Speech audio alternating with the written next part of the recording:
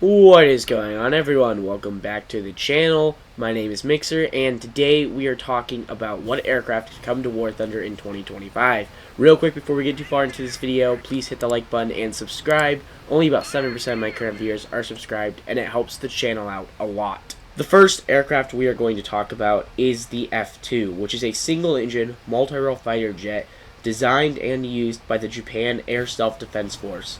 It was designed in a joint Japan-US program based on the Lockheed Martin F-16 Fighting Falcon. The F-2 has an extended wing design, which allows it for more weapons and more ammo storage, and more fuel storage.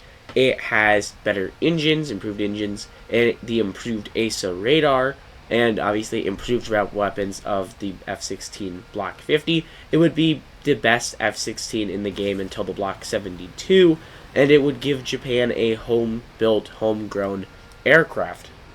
Next up on the list, and you guys could probably guess it, it is the McDonnell Douglas F-18 Hornet. And in this case, we are talking about the McDonnell Douglas FA-18C. Now, the F-18C is already pretty much confirmed for 2025. It was in the decal of what is new coming in 2025. So expect the Hornet in one of the first major updates. Obviously, this would just basically give the U.S. one of their most notably and most cool aircraft that the Navy used. It would give some other nations access to a very capable aircraft. It will have very good air-to-ground capability. Once we get better improved versions, it'll get the ASA radar. It has a good amount of countermeasures, good air-to-air missiles, good air-to-ground capability. It's a very well-rounded aircraft. Next, we're talking about an aircraft that was made to compete with the F-18 and the F-15. That is the Su-30.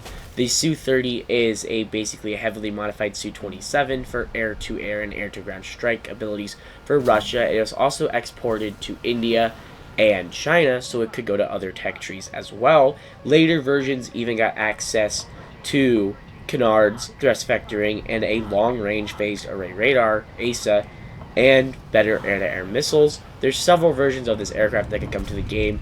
The base versions would be very similar to the Su-33 with Fox 3s, and later versions with thrust vectoring would be hyper maneuverability of the Su-27 with good advanced air-to-air missiles, making it quite a dangerous aircraft if it were to come to the game. And it is also in the 2025 decal like the F-18, so expect it coming to the game pretty soon in the new year. The next aircraft we're talking about is the B-52, the Stratofortress. Now, I would definitely expect this aircraft coming in 2025 as the start of new strategic aircraft like bombers in War Thunder. It is a very, very capable bomber made by the United States. It's been in active service since about the 50s, and it is expected to continue serving for many more years. It'll be a pretty sluggish aircraft, but it will have very heavy bomb payload. It'll get access to, later versions will get access to long-range guided missiles and bombs, and it has been tested with air-to-air missiles, but I would not expect that to come to the game with air-to-air missiles. Honestly, the B-52 will be the start of what we hopefully will see as more heavy bombers come to the game, and be able to get more modern bombers as well. Next up on the list is the Jazz 39E, the Ghost. Now, the Jazz 39E coming to the game in 2025 would be the most modern Jazz 39. It would get access to the Meteor, access to better radar, better flight models, more advanced air-to-ground capability, and would definitely be one of the best aircraft in the game. And it should come, I would imagine, at the tail end in the December update as Sweden, one of the last Sweden Gripens. And this aircraft is definitely extremely overpowered. I would not expect it to come to the game as its full potential right away, because the full potential of the Meteor missile is very, very good. You will probably have to wait until we see stealth aircraft in the game to get access to the full Meteor ability.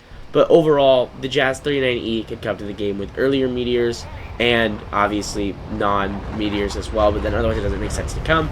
It will have the more advanced radar and the more advanced capabilities as electronic warfare, so it would be on par with something like the F-16. Next up on the list is a well-known aircraft, the B-1 Lancer. Now, the B-1 Lancer will come to the game in 2025, hopefully, as a very, very fast Mach 2 capable bomber that has high speed and a phenomenal bomb load. It does not get access to a lot of guided ordnance options. Mostly will be JDAMs and a bunch of unguided stuff, possibly GBUs, but very likely just the JDAMs. This aircraft will definitely be an interesting aircraft in RB because it'll be able to get to bases before other aircraft, and it would have an interesting time getting a BR placement because it is definitely advanced and too advanced for a low BR placement, but its high speed would allow it to get to bases first and high survivability because it can just fly away, and it has of course no air-to-air capability unlike some other aircraft. So overall, definitely it would be fun to get to the game, but by no means broken. The last aircraft on this list is the F-14D. This would be the last Tomcat to come for the United States Navy. I think it'll come some point in this year after we get the first Hornet version. It is basically a much improved F-14B. It has the improved AN APG-71 over the AN APG-9. So it'll be have the better radar. It'll also get access to a handful of AIM-120s, and if Gaijin adds, if they want to add, they can give it the HMS queuing system as well, because it was tested with that.